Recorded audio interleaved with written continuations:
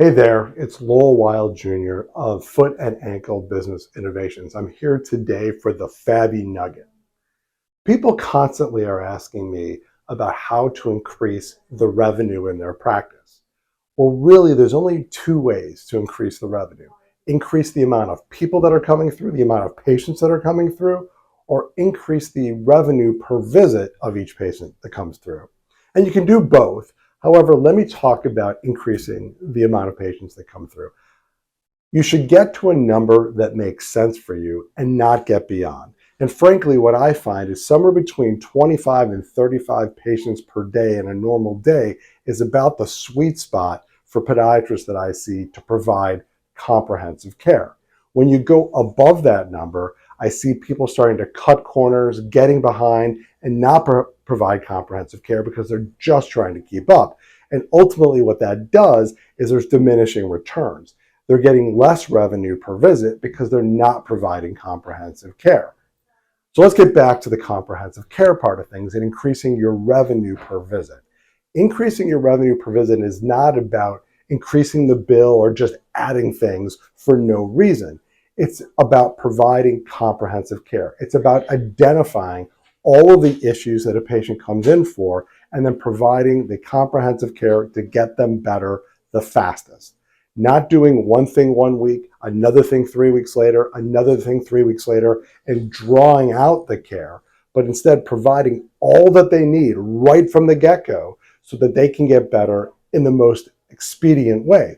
And people will really appreciate you when you provide that comprehensive care. How do you provide more comprehensive care or at least increase your revenue per visit? Look at your E&Ms. At the beginning of 2021, CMS created new guidelines for E&Ms. It has allowed podiatrists to bill at levels that are commensurate with the care that we are providing, which is typically 3, 4, or 5 level care. And I see too many podiatrists who are stuck in the 2 and 3 levels and are afraid to go up, where there are guidelines that absolutely allow us with the care we're providing to be at 3, 4, and occasionally 5 level care. So look at those guidelines, understand those guidelines, and you will see that you are providing that care, and make sure you're documented properly and then billing for the care that you're providing and the payment that you deserve. Also, look at X-rays. All patients with musculoskeletal problems that are new or haven't been seen for a long time should be getting bilateral X-rays. It's appropriate for us to evaluate the structure of the foot, the radiographic aspects of the foot, the bony structure of the foot on both feet, not just if there's a unilateral problem. That's the best way for us to understand the full mechanics of the person so that we can provide the best comprehensive care. And then make sure you're getting repeat X-rays at the appropriate timeframes to assess healing or changes or wherever it might be. Make sure that you're doing procedures at the appropriate time frame, whether it's toenail procedures, PNAs, injections when appropriate. Make sure that you're offering DME to your patients. Make sure that you have the night splints, the boots, the ankle braces. Don't let them go on Amazon or somewhere else and get things that you should be providing and the medical expertise that you're giving them so they understand that they need those things. The same goes with orthotics. I see too many podiatrists who are afraid to ask patients to pay for orthotics when their insurance doesn't cover it, or frankly aren't offering it to even when insurance does cover it.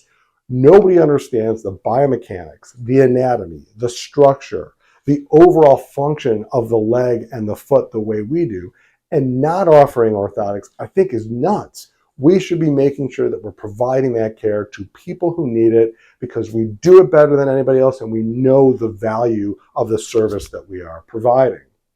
We should also be looking at other aspects of care, whether it be EPAT or laser or Swift or a variety of other things that we can do to provide comprehensive care to increase the revenue per visit. And again, it's not about just increasing the amount of money. It's about providing great evidence-based care so your patients are getting better. And in turn, if that is the case, your revenue per visit will increase. So as you look to increase the revenue of your business. Don't look to add more and more patients that goes beyond your capabilities. Make sure that you and your team understand providing that great comprehensive care will in turn provide more revenue per visit and then get you to the revenue that you're looking for. So what I want you to think about is providing that comprehensive care that will increase your revenue per visit and it will allow you to grow the business in the way that you desire. Thanks for listening.